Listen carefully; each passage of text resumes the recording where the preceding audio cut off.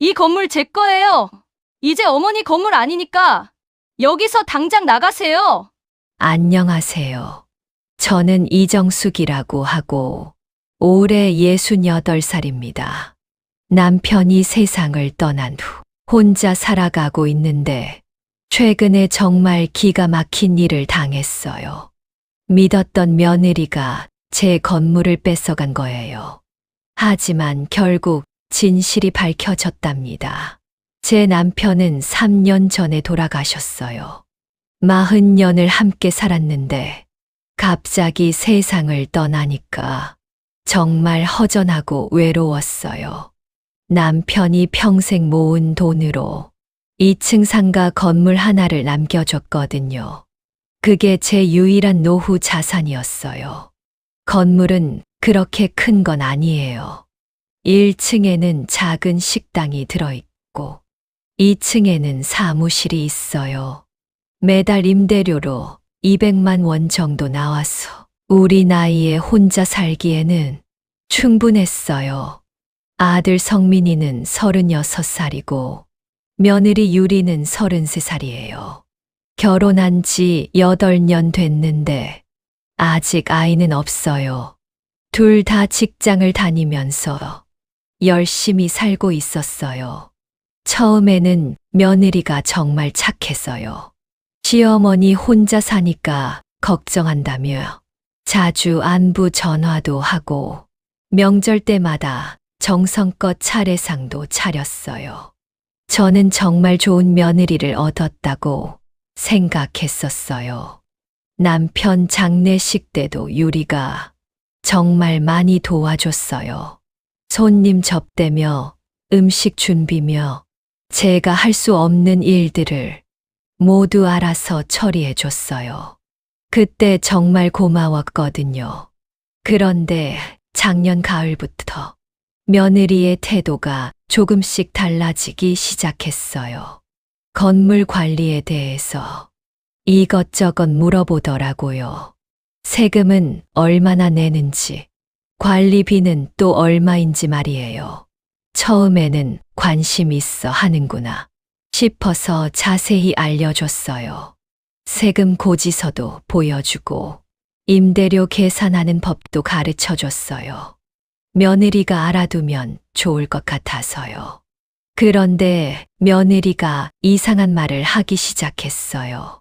어머니 혼자서 건물 관리하기 힘드시죠? 요즘 세금도 많이 올랐고 관리할 게 너무 많아요. 저희가 도와드릴까요? 저는 괜찮다고 했어요. 아직 건강하니까 혼자서도 충분히 할 수 있다고. 하지만 며느리는 계속 걱정된다고 말했어요. 그러던 어느 날이었어요. 며느리가 갑자기 찾아왔는데 평소보다 더 다정한 모습이었어요. 어머니, 제가 좋은 방법을 알아봤어요. 그러면서 서류 뭉치를 꺼내더라고요. 그날 며느리는 정말 친절했어요. 평소에 잘 안 사주던 과일도 사왔고, 제가 좋아하는 떡도 가져왔어요. 어머니, 요즘 어떻게 지내세요? 건강은 괜찮으시고요. 저는 갑자기 왜 이렇게 친절한지 조금 의아했지만 며느리가 신경 써주니까 기분이 좋았어요. 역시 내 며느리는 착해. 차를 마시면서 며느리가 말했어요. 어머니, 요즘 세금이 너무 많이 나와서 걱정이에요. 건물 세금도 만만치 않잖아요. 뭔가 방법이 없을까 했어서 알아봤거든요. 저는 세금이 좀 부담스럽긴 했어요. 작년부터 세금이 많이 올랐거든요. 그래서 며느리 말에 관심이 생겼어요. 어떤 방법이 있는데 며느리가 서류를 보여주면서 설명했어요. 건물 명의를 젊은 사람으로 바꾸면 여러 가지 혜택을 받을 수 있대요. 취득세도 줄어들고 종합부동산세도 절약된다고 하더라고요. 정말 그런지 물어봤더니 며느리가 자신 있게 대답했어요. 네, 저희 친구가 부동산 일 하는데 요즘은 다들 이렇게 한대요. 특히 젊은 사람 명의로 하면 훨씬 유리하다고 하더라고요. 저는 그런 제도가 있는 줄 몰랐어요. 요즘 젊은 사람들이 이런 걸 잘 알아보니까 정말 똑똑한 것 같았어요. 그래서 더 자세히 물어봤어요. 며느리가 계속 설명했어요. 어머니 나이에는 세금 부담이 크잖아요. 하지만 젊은 사람 명의로 하면 1세대 1주택 혜택도 받고 각종 감면 혜택도 받을 수 있어요. 그러면서 계산기를 꺼내서 1년에 얼마나 절약되는지 보여주더라고요. 정말 큰 금액이었어요. 몇백만 원씩 절약된다고 하니까 솔깃했어요. 하지만 저는 조금 망설였어요. 남편이 남겨준 소중한 건물인데 명의를 바꾸는 게 괜찮을까 싶어서요. 혹시 나중에 문제가 생기면 어떡하지? 며느리가 제 마음을 읽었는지 바로 대답하더라고요. 어머니 걱정 마세요. 일시적으로만 제 명의로 하는 거예요. 법적으로는 제 명의지만 실제로는 어머니 건물이에요. 임대료도 계속 어머니가 받으시고 관리도 어머니가 하시면 돼요. 단지 서류상으로만 제 이름인 거죠. 나중에 언제든지 다시 바꿀 수 있어요. 그 말을 듣고 조금 안심이 됐어요.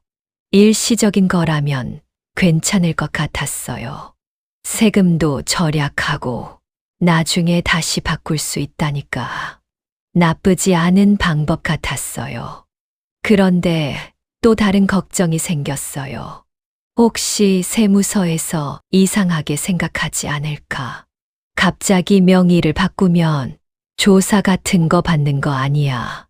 며느리가 웃으면서 대답했어요. 어머니, 그런 거 없어요. 가족 간 명의 변경은 아주 흔한 일이에요. 세무서에서도 별로 신경 안 써요. 요즘은 상속세 절약하려고 미리 명의를 바꿔두는 경우도 많고 세금 혜택 받으려고 하는 것도 당연한 일이에요. 전혀 문제 없어요. 며느리가 계속 설득했어요. 어머니, 이런 기회를 놓치면 나중에 후회하실 거예요. 세금은 계속 오르고 있는데 지금이 바꿀 적기예요. 그리고 저희도 어머니 부담을 덜어드리고 싶어요. 세금 문제는 저희가 해결하고 어머니는 편히 지내세요. 그게 효도 아닐까요? 그 말을 듣고 마음이 움직였어요. 며느리가 저를 위해서서 이런 좋은 방법을 알아봤다니 정말 고마웠어요. 역시 내 며느리가 최고야. 그래도 신중하게 생각해보자고 했더니 며느리가 조급해하면서 말했어요. 어머니, 너무 오래 기다리면 안 좋을 수도 있어요. 세금 제도가 자주 바뀌거든요. 지금 이 혜택도 언제까지 있을지 모르고 부동산 시장도 계속 변하잖아요. 빨리 결정하시는 게 좋을 것 같아요. 기회를 놓치면 아까울 거예요. 저는 그 말에 조금 부담을 느꼈어요. 그렇게 서두를 일인가 싶어서요. 하지만 며느리가 그렇게 말하니까 뭔가 중요한 일인 것 같았어요. 며느리가 다시 한번 확신을 줬어요. 어머니 정말 안전한 방법이에요. 저희 친구도 부모님과 이렇게 했는데 아무 문제 없이 잘 되고 있어요. 믿고 맡겨주세요. 그리고 혹시 나중에 문제가 생기면 모든 책임은 제가 질게요. 어머니는 걱정하지 마시고 편히 계시면 됩니다. 제가 다 알아서 처리할게요. 그 말을 듣고 안심이 됐어요.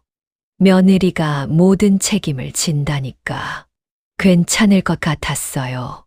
가족끼리 뭘 못하겠어. 며느리가 마지막으로 말했어요. 어머니, 이것도 다 어머니를 위한 거예요. 세금 부담 덜어드리고 싶어서 알아본 거거든요. 저희가 욕심 부린 게 아니에요.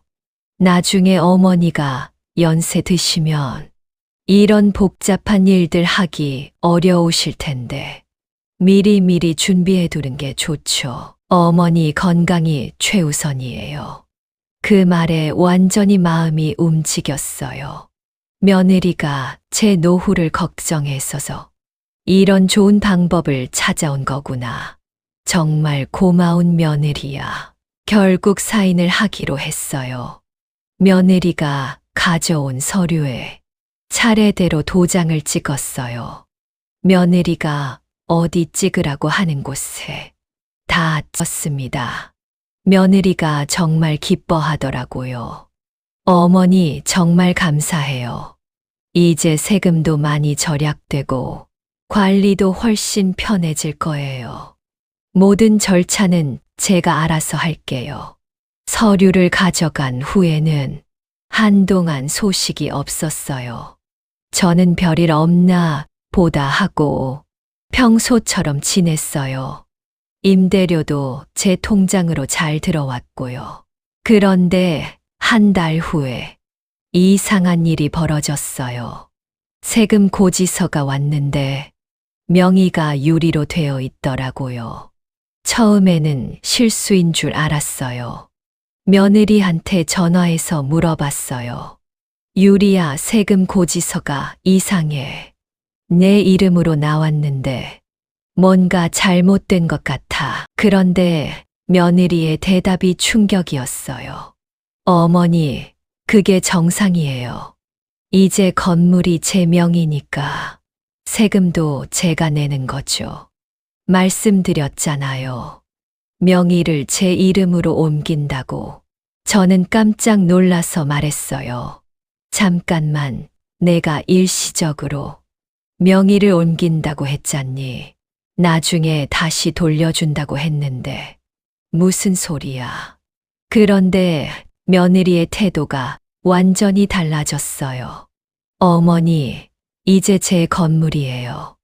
법적으로도 제가 소유자고 세금도 제가 내는 거예요. 걱정하지 마세요. 저는 정말 기가 막혔어요. 일시적이라고 하더니 아예 자기 건물이라고 하다니 이런 일이 있을 수 있나 싶었어요. 그날 밤 잠을 이룰 수 없었어요. 며느리의 차가운 목소리가 계속 귓가에 맴돌았어요. 이제 제 건물이에요. 그 말이 계속 들렸어요. 머리가 띵하고 가슴이 답답했어요. 평생 살면서 이런 배신을 당해본 적이 없었거든요. 믿었던 며느리가 저를 속였다니 정말 견딜 수 없었어요. 다음 날 아침에 일어나니 모든 게 꿈이었으면 좋겠다는 생각이 들었어요. 하지만 현실이었어요. 세금 고지서도 유리 이름으로 와 있었어요. 며느리한테 따져봤어요. 유리야, 약속이 다르잖니. 나중에 다시 돌려준다고 했는데 왜 이런 식으로 하는 거야? 도대체 무슨 생각이야? 며느리가 차갑게 대답했어요. 어머니, 이제 그만하세요. 법적으로 제 건물이니까 어머니가 뭐라고 하셔도 소용없어요. 서류에 사인하신 건 어머니예요. 그 말을 듣고 온몸에 힘이 빠졌어요. 정말 제가 서류에 사인한 게 맞아요. 며느리 말을 믿고 도장을 찍었는데 이런 결과가 될 줄은 몰랐어요. 혼자 집에 앉아서 울었어요. 남편이 그리워졌어요. 남편이 살아 있었다면 이런 일은 없었을 텐데 정말 외롭고 서러웠어요. 며칠 동안 밥도 제대로 못 먹었어요. 입맛도 없고 잠도 안 왔어요. 며느리가 저를 어떻게 생각하고 있었는지 계속 생각하니까 더 우울해졌어요. 아들한테 전화해서 따져봤어요. 성민아, 내 아내가 뭘 하고 있는 거냐? 내 건물을 자기 명의로 바꿔놓고는 돌려주지 않겠다고 하는데 이게 말이 되나? 그런데 아들의 반응도 이상했어요. 엄마, 무슨 말씀이세요? 유리가 그럴 리 없는데요. 엄마가 착각하신 거 아니에요. 뭔가 오해가 있을 거예요. 저는 정말 어이가 없었어요. 아들마저 며느리 편을 들다니 도대체 이게 뭔 일인지 이해할 수 없었어요. 성민아, 내가 직접 확인해봐. 세금 고지서에 유리 이름으로 나왔어. 이게 착각이냐? 엄마가 거짓말하는 줄 아니? 아들이 며칠 후에 다시 전화했어요. 엄마, 유리한테 물어봤는데 정말 세금 절약하려고 한 거래요. 나중에 다시 명의 변경해 드릴 거니까 너무 걱정하지 마세요. 하지만 며느리의 태도는 변하지 않았어요. 전화해도 받고 집에 찾아가려고 해도 없다고 하거나 바쁘다고 했어요. 완전히 피하고 있었어요. 혼자 있으니까 온갖 생각이 다 들었어요. 혹시 처음부터 이런 계획이었나? 며느리가 언제부터 이런 생각을 하고 있었을까? 정말 무서웠어요. 남편 사진 앞에서 중얼거렸어요. 여보, 내가 어떻게 해야 해? 며느리가 당신이 남긴 건물을 뺏어가려고 해. 정말 어떻게 해야 할지 모르겠어. 밤마다 잠들기 전에 눈물이 나왔어요. 이 나이에 이런 일을 당하다니 정말 서럽고 억울했어요. 세상이 원망스러웠어요. 며느리한테 다시 전화해봤어요. 유리야, 제발 다시 생각해봐. 엄마가 뭘 잘못했길래 이런 식으로 하는 거야. 우리가 가족 아니야. 며느리가 짜증난다는 듯이 말했어요. 어머니, 자꾸 그러시면 더 이상 연락 안 받을 거예요. 법적으로 문제 없으니까 그만하세요. 그 말을 듣고 정말 절망스러웠어요. 며느리가 이렇게까지 나올 줄은 정말 꿈에도 몰랐어요. 완전히 다른 사람이 된 것 같았어요. 동네 사람들 만나는 것도 부담스러웠어요. 혹시 이 일이 알려지면 어떻게 생각할까 걱정됐어요. 며느리한테 당했다고 하면 창피할 것 같았어요. 하루는 마트에서 아는 아주머니를 만났는데 안색이 안 좋다고 하면서 무슨 일이냐고 물어보더라고요. 저는 그냥 몸이 좀 안 좋다고 얼버무렸어요. 집에 혼자 있으면 정말 막막했어요. 어떻게 해야 할지 모르겠고, 누구한테 도움을 청해야 할지도 모르겠고 답답했어요. 법적으로 어떻게 해야 하는지도 모르겠고 돈도 많이 들 것 같았어요. 변호사 비용도 만만치 않을 텐데 그럴 돈도 없었어요. 며느리가 정말 계획적으로 한 일인 것 같았어요. 저를 완전히 속이고 법적으로 문제없게 만들어 놓고 이제 와서 어쩔 수 없다고 하는 것 같았어요. 아들한테 다시 전화했지만 여전히 며느리 편이었어요. 유리가 나쁜 뜻으로 한 게 아니라고, 엄마가 오해하고 있다고 그런 식으로만 말했어요. 정말 외로웠어요. 가족들마저 저를 믿지 않으니까 세상에 저 혼자 있는 것 같았어요. 누구한테 하소연해야 할지 정말 막막했어요. 며느리 생각만 하면 화가 치밀어 올랐어요.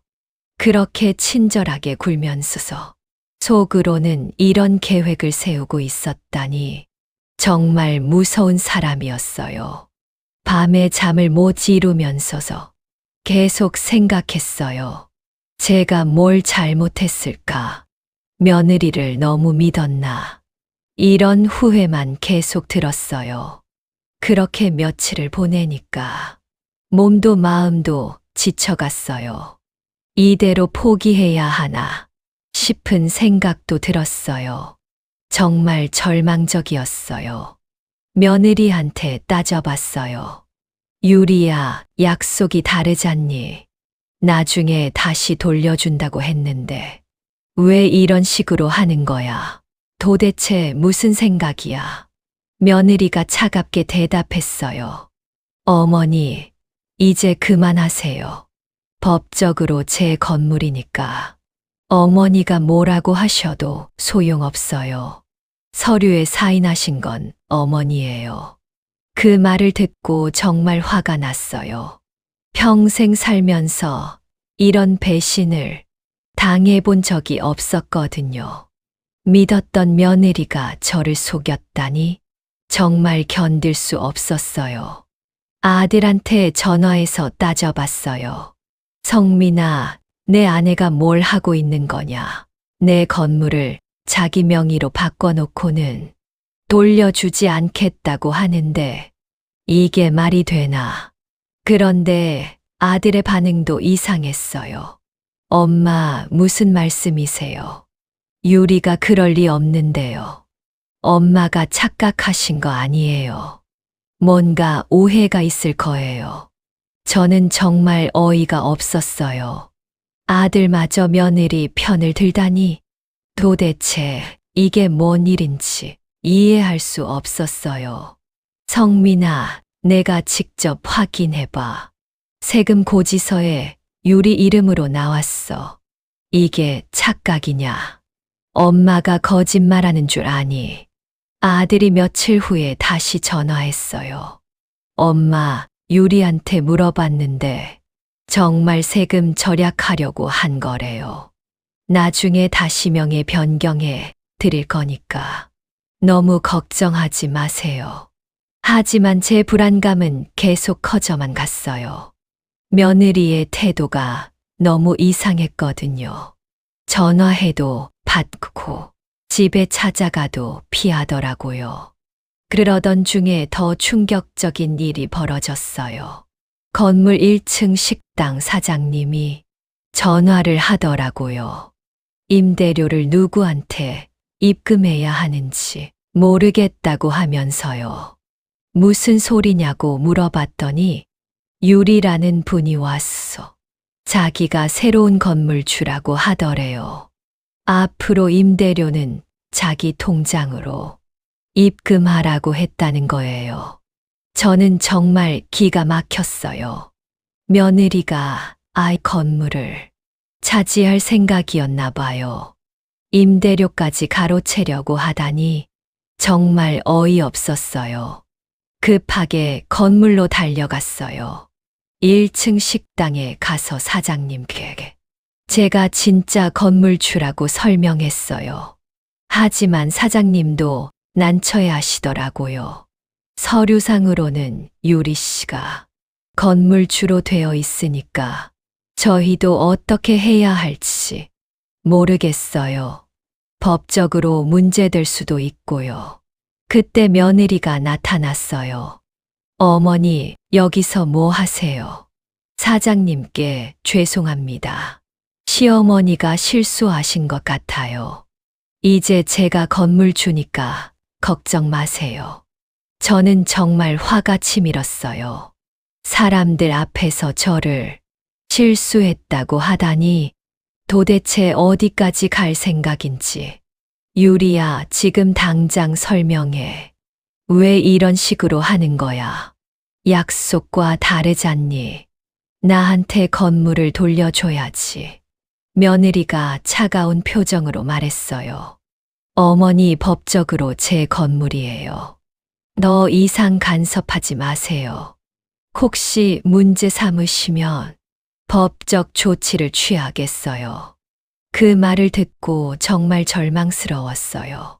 며느리가 이렇게까지 나올 줄은 꿈에도 몰랐거든요. 평생 모은 재산을 이런 식으로 뺏기다니 억울했어요. 집에 돌아와서 혼자 울었어요. 남편이 그리워지더라고요. 남편이 살아있었다면 이런 일은 없었을 텐데 정말 외롭고 서러웠어요. 며칠 동안 어떻게 해야 할지 고민했어요. 법적으로 대응해야 하나 싶기도 했지만 돈도 많이 들고 복잡할 것 같았어요. 그러던 중에 동네 복덕바 박순자 아주머니를 만났어요. 평소에 자주 마주치던 분인데 제 표정이 안 좋으니까 무슨 일이냐고 물어보더라고요. 순자 아주머니는 동네에서 부동산 일을 20년 넘게 하신 분이에요. 정말 친절하시고 의리도 있으셔서 동네 사람들이 모두 믿고 따라요. 저도 평소에 인사 정도는 나누던 사이였어요. 그날따라 순자 아주머니가 제 얼굴을 유심히 보시더라고요. 정숙 씨, 요즘 얼굴이 많이 상하셨네요. 무슨 일 있어요? 몸이 아프세요? 저는 처음에는 괜찮다고 했어요. 남의 일에 폐 끼치고 싶지 않았거든요.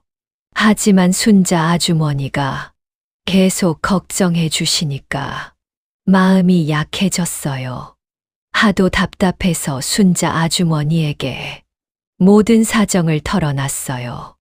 며느리가 제 건물 명의를 바꿔놓고는 돌려주지 않는다고, 정말 어떻게 해야 할지 모르겠다고 순자 아주머니가 듣더니 정말 놀라면서 말씀하시더라고요. 세상에 그런 일이 어디 있어요. 가족끼리 어떻게 그럴 수 있어요. 정말 기가 막히네요. 저는 그동안 속에 쌓였던 말을 한꺼번에 쏟아서요. 며느리가 세금 절약한다고 했어. 믿고 사인했는데 속았어요. 아들마저 며느리 편을 들고 정말 어떻게 해야 할지 모르겠어요. 순자 아주머니가 제 손을 잡으며 위로해 주셨어요. 정숙 씨 정말 힘드셨겠어요. 그런 일을 혼자 견디시느라 얼마나 속상하셨을까. 그리고 자세한 상황을 물어보시더라고요. 언제 명의를 바꿨는지, 어떤 식으로 진행됐는지, 며느리가 뭐라고 했는지 하나하나 꼼꼼히 들어주셨어요. 순자 아주머니가 듣더니 깜짝 놀라면서 말하더라고요. 정숙 씨, 혹시 유리 씨, 성이 뭐예요? 키는 얼마나 되고 생긴 건 어떤가요? 저는 왜 그런 걸 묻나 싶어서 대답해 줬어요. 성은 이씨고 키는 한 115cm 정도 되고 얼굴은 둥글둥글하고 목소리는 좀 높은 편이에요. 순자 아주머니가 더 놀라면서 말했어요. 혹시 머리는 어떻게 하고 다녀요? 옷은 어떤 스타일로 입고 가방은 뭘 들고 다니나요? 더 자세히 알려주세요. 저는 기억나는 대로 말씀드렸어요. 머리는 보통 묶고 다니고 옷은 깔끔하게 입어요. 가방은 검은색 핸드백을 들고 다니더라고요. 그랬더니 순자 아주머니가 확신에 찬 표정으로 말씀하시더라고요. 맞아요. 그 사람이에요. 그날 나도 봤어요. 유리 씨가 내 사무실 왔어. 시어머니 대신 서류 처리하겠다고 했어요. 저는 깜짝 놀라서 물어봤어요. 정말이에요. 언제 왔는데요? 뭐라고 했어요? 자세히 알려주세요. 순자 아주머니가 말씀하시기를 한두 달 전쯤이었을 거예요. 갑자기 사무실로 왔어. 시어머니 건물 명의 변경 도와달라고 하더라고요. 그때 좀 이상하다고 생각했어요. 보통은 본인이 직접 오는데 며느리가 혼자 왔어. 대신 처리하겠다고 하니까 의아했거든요. 그래서 본인이 와야 하는 거 아니냐고 물어봤더니 유리 씨가 말하더라고요. 시어머니가 연세가 많으셨어. 복잡한 일은 힘들어 하신다고. 자기가 대신 알아서 하겠다고. 그리고 인감도장도 자기가 가져왔어요. 시어머니가 맡겨주셨다고 하면서 자기가 모든 걸 처리하겠다고 그러더라고요. 저는 그 말을 듣고 정말 기가 막혔어요. 며느리가 저를 완전히 속이고 계획적으로 한 일이었구나. 그때부터 이런 계획을 세웠나 봐요. 순자 아주머니가 계속 말씀하셨어요. 그때도 좀 이상하다 생각했는데 가족 일이니까 괜찮겠지 했어요. 하지만 지금 들어보니 완전히 사기였네요. 그리고 중요한 걸 알려주셨어요. 우리는 모든 거래 내역을 기록으로 남겨둬요. 그날 유리 씨가 뭐라고 했는지 다 적어뒀어요. 또 사무실에 CCTV도 있어요. 그날 온 사람이 누군지, 뭘 했는지 다 기록되어 있어요. 이게 증거가 될 수 있을 거예요. 저는 정말 반가웠어요. 드디어 희망이 보이는 것 같았어요. 혼자서는 어떻게 할 수 없었는데, 이제 도움을 받을 수 있을 것 같았어요. 순자 아주머니가 말씀하시기를, 정숙 씨, 이거 명백한 사기예요. 시어머니 동의 없이 명예 변경하고 거짓말로 속인 거잖아요. 절대 가만히 있으면 안 돼요. 그리고 그 기록을 복사했어. 주겠다고 하시더라고요.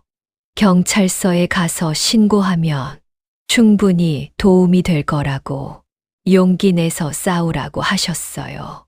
저는 순자 아주머니께 정말 고마웠어요. 이렇게 도와주실 줄 몰랐거든요. 혼자였다면 어떻게 됐을까요? 순자 아주머니가 위로해 주셨어요. 정숙 씨 혼자 고민하지 마세요.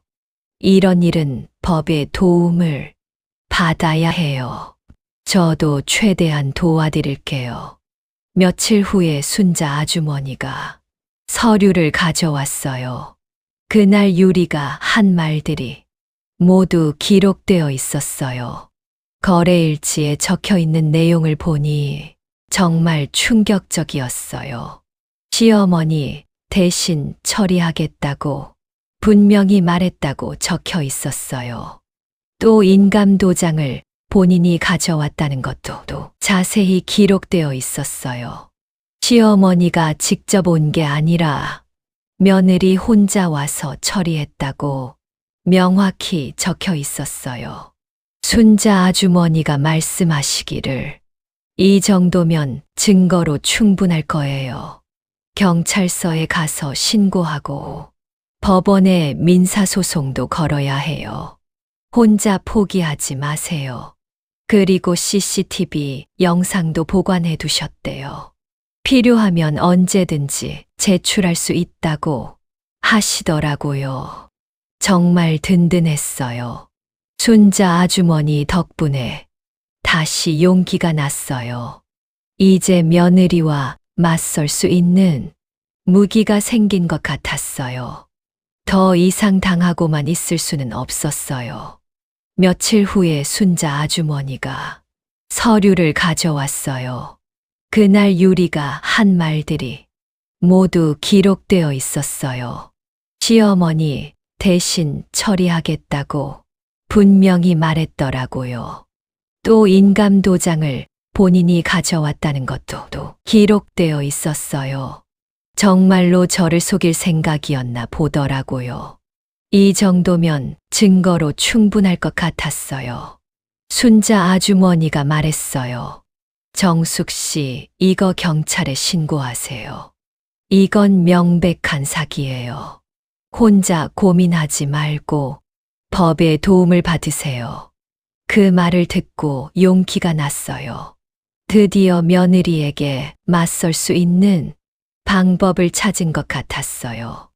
더 이상 당하고만 있을 수는 없었어요. 경찰서에 가서 신고했어요. 순자 아주머니의 증언서와 거래 기록을 모두 제출했어요. 경찰도 이건 명백한 사기라고 하더라고요. 하지만 수사에는 시간이 걸릴 것 같았어요. 그동안 며느리가 건물을 팔아버리면 어떡하나 걱정이 됐어요. 법원에 가처분 신청도 했어요.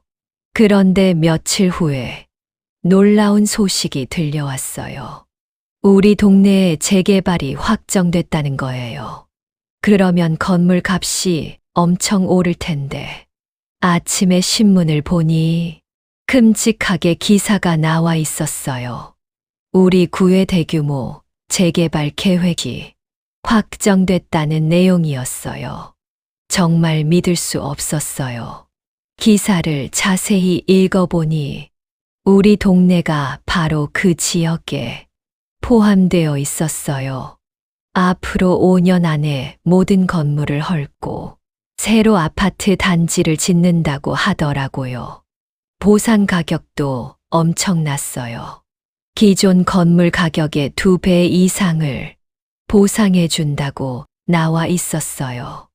우리 건물 같은 경우에는 30억 정도 받을 수 있을 것 같았어요. 저는 정말 놀랐어요. 남편이 20억에 산 건물이 30억이 된다니 정말 꿈만 같았어요. 하지만 문제가 있었어요. 지금은 건물이 며느리 명의로 되어 있으니까 보상금도 며느리가 받게 되는 거죠. 제가 한 푼도 받을 수 없어요. 정말 억울하고 화가 났어요. 순자 아주머니한테 전화했어서 이 소식을 알려드렸어요. 아주머니도 깜짝 놀라시면서 이거 큰일이라고 하시더라고요. 며느리가 알면 큰 돈을 챙기려고 할 거라고. 과연 그날 오후에 며느리한테서 전화가 왔어요. 오랫동안 연락도 안 하더니 갑자기 전화를 하더라고요. 목소리가 평소와 달리 급해 보였어요. 어머니, 재개발 소식 들으셨죠? 우리 건물도 포함됐대요. 정말 좋은 소식이에요. 보상금도 많이 받을 수 있을 것 같아요. 저는 차갑게 대답했어요. 그래, 좋겠구나. 내가 다 가져갈 수 있으니까. 정말 좋겠어. 원하는 대로 됐네. 며느리가 당황한 듯이 말했어요. 어머니, 그런 말씀을 하세요. 저희가 받으면 어머니와 나눠 가지는 거죠. 당연한 거 아니에요. 나눠 가고 지금까지는 내 건물 아니라고 하더니 갑자기 나눠 가자니 참 편리하게 말을 바꾸는구나. 며느리가 변명하기 시작했어요.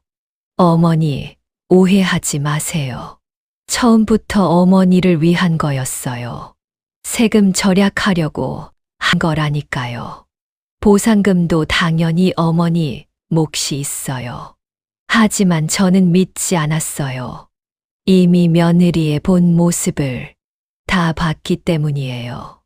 돈이 된다는 소식을 듣자마자 갑자기 연락하는 것부터가 수상했어요. 며느리가 계속 설득하려고 했어요. 어머니, 이번 기회에 많은 돈을 받을 수 있어요. 잘 되면 4, 5억까지도 받을 수 있다고 부동산에서 그러더라고요. 그 말을 듣고 더 화가 났어요. 벌써 부동산에 알아봤나 봐요. 얼마나 받을 수 있는지 계산까지 다 해놨더라고요. 정말 치밀한 사람이에요. 며느리가 조급해하면서 말했어요. 어머니, 빨리 결정해야 해요. 재개발 발표 나자마자 부동산 시장이 들썩이고 있어요. 지금이 팔적기예요. 저는 그 말을 듣고 확신했어요. 며느리가 빨리 팔았어. 돈을 챙기려고 한다는 걸. 재개발 보상을 기다리지 않고 지금 당장 팔아서 돈을 가져가려는 거예요. 유리야, 너 지금 뭘 하려는 거야? 건물을 팔아서 도망가려는 거지. 그동안 계획이 다 있었구나.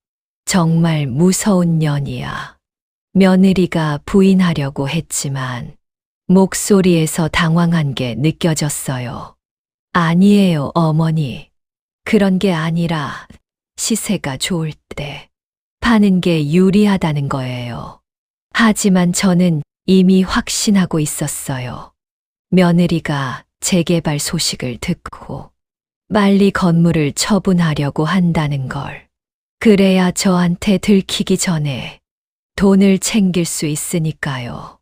그날 저녁 순자 아주머니가 전화했어요. 정숙 씨 큰일이에요. 유리 씨가 우리 사무실에 왔어. 건물 매매 의뢰를 했어요. 최대한 빨리 팔고 싶다고 하더라고요. 역시 제 예상이 맞았어요. 며느리가 정말 건물을 팔려고 하고 있었던 거예요. 시간이 얼마 없었어요. 순자 아주머니가 말씀하시기를 내일부터 매물을 내놓을 예정이래요. 재개발 발표 직후라서 관심 갖는 사람들이 많을 거고 빨리 팔릴 것 같다고 하더라고요. 저는 정말 급해졌어요. 경찰 수사가 끝나기 전에 건물이 팔려버리면 어떻게 해야 할지 몰랐어요. 뭔가 조치를 취해야 했어요. 순자 아주머니가 조언해 주셨어요. 정숙 씨 법원에 갔어. 재산 가압류 신청하세요. 그럼 팔지 못하게 할 수 있어요. 빨리 해야 해요. 다음 날 아침 일찍 법원으로 달려갔어요. 변호사님과 상담하고 재산 가압류 신청서를 냈어요. 며느리가 건물을 함부로 처분하지 못하게 막아야 했어요. 하지만 법원 절차도 시간이 걸렸어요. 서류 검토하고 결정 내리는데 며칠은 걸릴 것 같았어요. 그동안 며느리가 뭘 할지 몰랐어요. 순자 아주머니가 상황을 지켜봐 주셨어요. 사무실로 오는 구매 희망자들을 확인해서 알려주시기로 했어요. 혹시 계약이 성사되려고 하면 바로 연락 주시기로 했어요. 며칠 후에 정말로 연락이 왔어요. 내일 계약하기로 했다는 거예요. 구매자가 현금으로 바로 계약하겠다고 해서 며느리가 좋아한다고 하더라고요. 가격도 엄청났어요. 재개발 기대감 때문에 시세보다 훨씬 높은 가격에 팔리기로 했다는 거예요. 거의 25억에 계약하기로 했대요. 저는 정말 화가 났어요. 제 건물을 그런 비싼 값에 팔면서서 저한테는 한마디 상의도 없다니 정말 기가 막혔어요. 순자 아주머니가 말씀하시기를 내일 계약하러 온다고 하니까 그때 가서 제지하는 게 어떻겠냐고 하시더라고요. 마지막 기회일 거라고 저는 그러기로 했어요. 더 이상 당하고만 있을 수는 없었어요. 내일은 며느리와 정면 승부를 벌여야 할 때라고 생각했어요. 정말 급한 상황이었어요. 재개발로 가격이 오른 걸 알고 빨리 팔아서 돈을 챙기려는 것 같았어요. 막아야 했어요. 경찰에 연락해서 상황을 알렸어요. 피의자가 증거인멸을 시도하고 있으니 빨리 조치를 취해달라고 했어요. 다행히 경찰도 적극적으로 나서줬어요. 며칠 후 순자 아주머니가 연락했어요. 내일 유리 씨가 계약하러 온대요. 부동산 사무실에서 계약 체결할 예정이라고 하니까 그때 가시면 될 것 같아요. 드디어 결정적인 순간이 왔어요. 며느리를 직접 만나서 진실을 밝혀낼 때가 온 거죠. 가슴이 두근두근했어요. 그날 밤 잠을 이루지 못했어요. 내일 어떤 일이 벌어질지 정말 궁금하면서도 걱정됐어요. 며느리가 어떤 반응을 보일까 상상만 해도 떨렸어요. 새벽부터 일어나서 준비했어요. 단정하게 옷을 입고 머리도 깔끔하게 정리했어요. 오늘만큼은 당당하게 며느리 앞에 서고 싶었어요. 순자 아주머니가 미리 왔어. 상황을 브리핑해 주셨어요. 며느리가 10시에 오기로 했고, 구매자도 함께 올 예정이래요. 계약서는 이미 준비되어 있다고 했어요. 변호사님도 오시기로 했어요. 순자 아주머니가 미리 연락했어. 법적 조치를 위한 준비를 해 주셨다고 하더라고요. 정말 든든했어요. 10시가 되니까 며느리가 나타났어요. 평소보다 화려하게 차려입고 기분 좋은 표정으로 왔어요. 큰 돈을 받게 된다고 생각하니까 그렇게 기뻐하나 봐요. 며느리는 이미 왔어서 계약서를 검토하고 있었어요. 구매자와 담소를 나누면서 정말 여유로운 모습이었어요. 마치 진짜 건물 주인 것처럼 행동했어요. 계약서에 사인하기 직전에 제가 사무실 문을 열고 들어갔어요. 며느리는 저를 보고 깜짝 놀라더라고요. 완전히 예상하지 못한 일이었나 봐요. 어머니, 여기서 뭐 하세요? 당황한 표정으로 물어보더라고요. 목소리도 평소보다 높았고 손도 약간 떨리는 것 같았어요. 저는 당당하게 대답했어요. 내 건물 팔려고 하는데 주인이 왜 못 와? 그 말을 하니까 사무실 안이 조용해졌어요. 구매자가 이 표정으로 순자 아주머니를 쳐다봤어요. 이게 무슨 상황인지 이해하지 못하는 것 같았어요. 며느리가 급하게 구매자에게 말했어요. 죄송합니다. 시어머니가 약간 치매가 있으셨어. 가끔 이런 식으로 하세요. 신경 쓰지 마시고 계약 진행해요. 저는 정말 기가 막혔어요. 치매가 있다니 어떻게 그런 말을 할 수 있어요. 사람들 앞에서 저를 바보로 만들려고 하는 거였어요. 그때 순자 아주머니가 들어왔어요. 미안해요. 늦었나요? 변호사님도 곧 오실 거예요.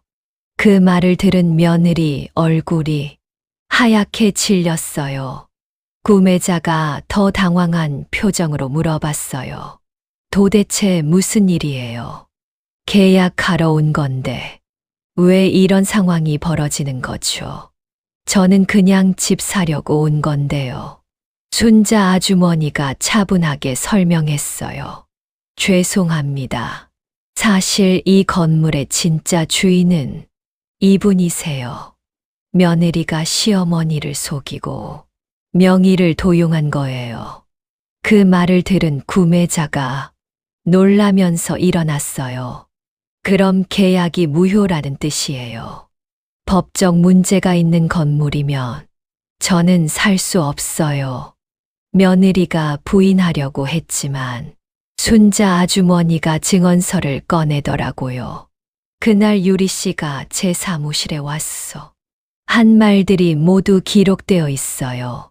시어머니 대신 서류 처리하겠다고 했고, 인감 도장도 본인이 소지하고 있었어요. 이건 명백한 위조 행위예요.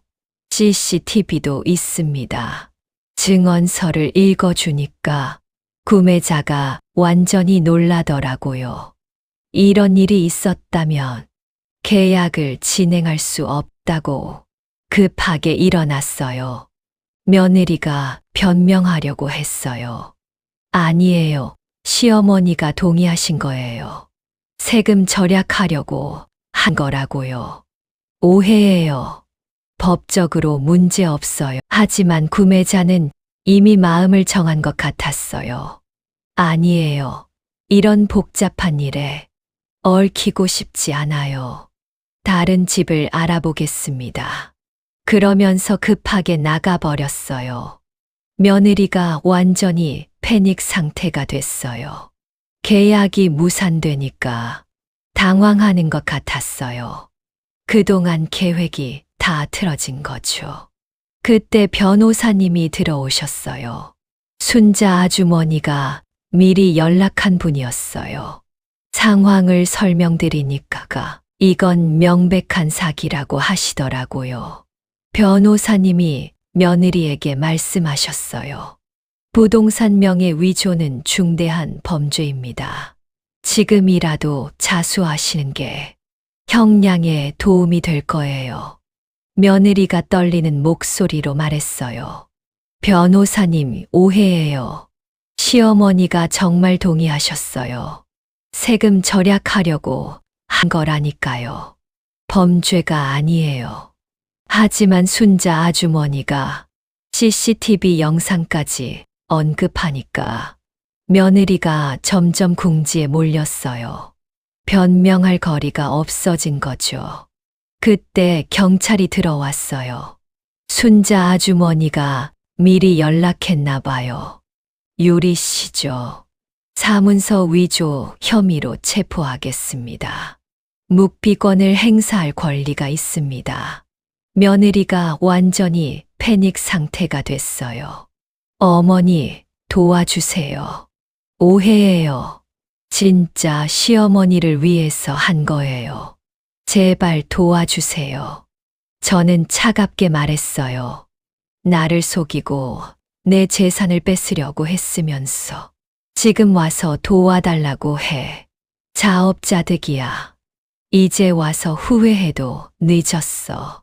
경찰이 며느리를 데려가면서 수갑을 채웠어요. 부동산 사무실에 있던 사람들이 모두 놀란 표정으로 바라봤어요. 정말 드라마 같은 상황이었어요. 며느리가 끌려가면서 계속 소리쳤어요. 어머니, 정말 오해예요. 저는 나쁜 마음이 아니었어요. 제발 이해해 주세요. 하지만 저는 돌아보지 않았어요. 이미 모든 게 끝났어요. 며느리가 한 일의 대가를 치르는 거였어요. 순자 아주머니가 제 손을 잡으며 말했어요. 정숙 씨, 정말 다행이에요. 하마터면 큰일 날 뻔했어요.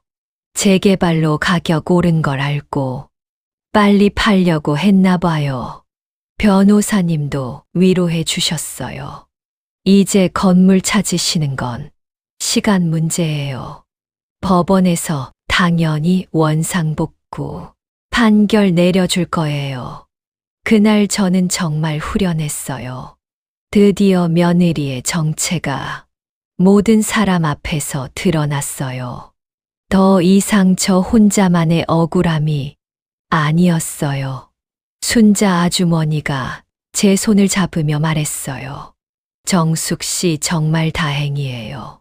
하마터면 큰일 날 뻔했어요. 재개발로 가격 오른 걸 알고 빨리 팔려고 했나 봐요. 그날 저녁 뉴스에 나왔어요. 며느리 시어머니 부동산 명의 도용. 그런 제목으로 방송됐더라고요. 정말 창피하기도 했지만 시원하기도 했어요. 며칠 후 아들이 찾아왔어요. 정말 죄송해요, 엄마. 저도 전혀 몰랐어요. 유리가 그런 짓을 할 줄은. 꿈에도 몰랐어요. 저는 아들에게 말했어요. 내 아내를 제대로 관리 못한 내 잘못이기도 해. 앞으로는 이런 일 없도록 정신 차리고 살아. 법원에서 판결이 났어요. 며느리는 사문서 위조와 사기 혐의로 징역 2년을 선고받았어요. 건물은 당연히 제게 돌아왔고요. 재개발 때문에 건물 가격이 정말 많이 올랐어요. 정확히 30억 원에 팔렸어요. 며느리가 계획했던 대로 됐지만 주인은 저였죠. 순자 아주머니와 함께 커피를 마시면서 웃으면서 말했어요. CCTV보다 무서운 게 사람 입이라더니 정말 그렇네요. 아주머니 덕분에 제가 이겼어요. 그 돈으로 작은 식당을 열었어요. 간판에는 정숙네 밥상이라고 썼어요. 따뜻한 국밥을 내놓으면서 손님들과 정겹게 얘기해요. 어떤 손님이 물어보더라고요. 사장님은 어떻게 이런 식당을 열게 되셨어요? 저는 웃으면서 대답했어요. 며느리 덕분이에요. 나쁜 일이 좋은 일로 바뀌었어요. 세상에는 좋은 사람이 더 많은 것 같아요. 순자 아주머니가 단골 손님이 됐어요. 자주 와서 밥 먹으면서 그날 일을 회상하곤 해요. 정말 영화 같은 일이었다고. 요즘 젊은 사람들은 어른을 우습게 보는 경우가 많아요. 나이 들었다고 해서 속이기 쉬울 거라고 생각하죠. 하지만 세상 일은 모르는 거예요. 특히 가족이라는 이름으로 어른을 속이는 경우가 있어요. 부모나 시어머니의 재산을 노리는 젊은 사람들이 생각보다 많더라고요. 저도 며느리를 너무 믿었어요. 가족이니까 설마 그럴까 싶었는데 사람 마음은 모르는 거였어요. 돈 앞에서는 가족도 없나 봐요. 하지만 좋은 사람도 많아요. 순자 아주머니처럼 어려울 때 도와주는 분들도 계시고 세상이 다 나쁜 건 아니에요.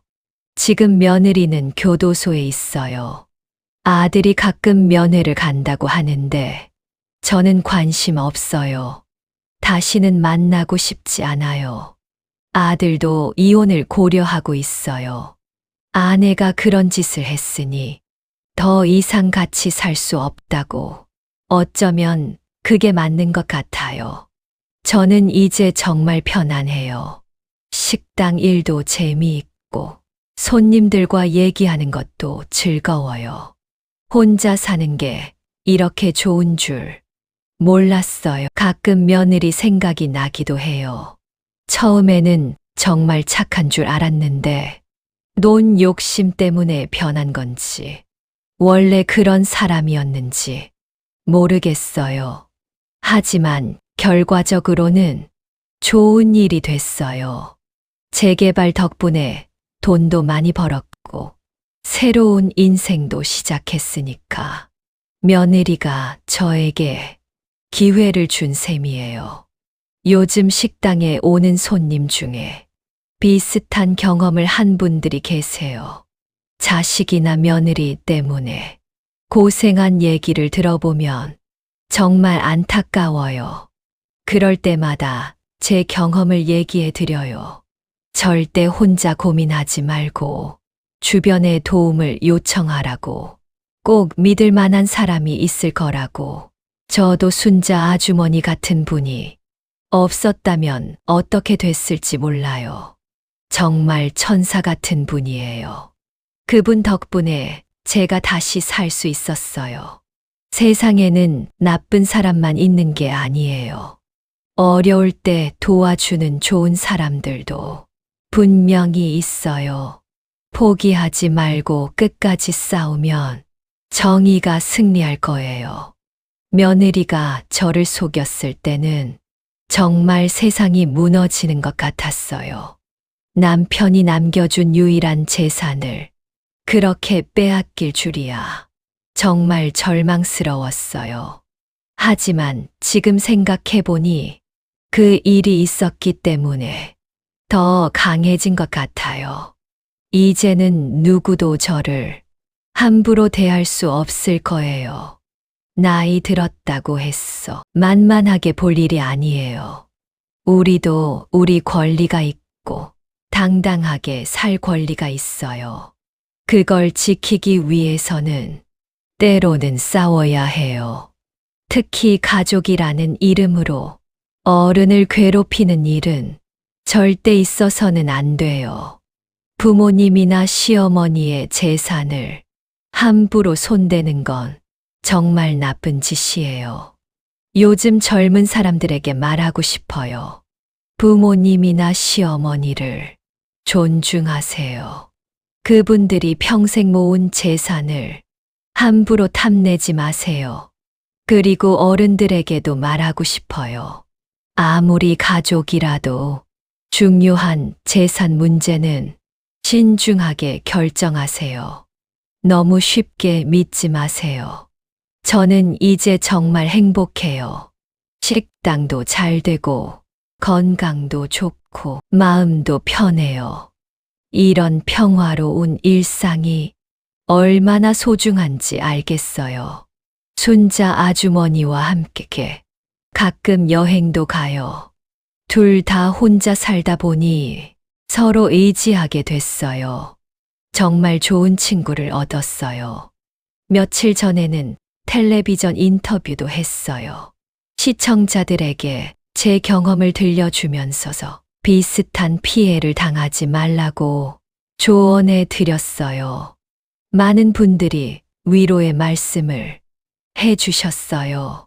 잘 이겨내셨다고, 대단하다고 하시더라고요. 정말 고마웠어요. 저는 앞으로도 열심히 살 거예요. 식당도 더 키우고 싶고, 어려운 이웃들도 도와주고 싶어요. 손자 아주머니처럼 누군가에게 도움이 되는 사람이 되고 싶어요. 세상에는 힘든 일도 많지만 좋은 일도 분명히 있어요. 포기하지 말고 끝까지 희망을 가지세요. 반드시 좋은 날이 올 거예요. 그리고 주변에 어려운 분이 계시면 외면하지 말고 도와주세요. 작은 관심과 도움이 그 사람에게는 큰 힘이 될 거예요. 저도 순자 아주머니의 작은 관심 덕분에 이렇게 다시 일어설 수 있었어요. 그분이 아니었다면 지금의 저는 없었을 거예요. 여러분도 어려운 일을 당하시면 혼자 고민하지 마세요. 반드시 도와줄 사람이 있을 거예요. 용기를 내서 도움을 요청하세요. 그리고 무엇보다 포기하지 마세요. 아무리 어려운 상황이라도 반드시 해결책이 있을 거예요. 끝까지 포기하지 않는 사람이 결국 승리합니다. 감사합니다. 제 사연이 재밌었다면 구독과 좋아요 부탁드립니다. 다음에 또 재미있는 얘기로 찾아올게요. 안녕히 계세요.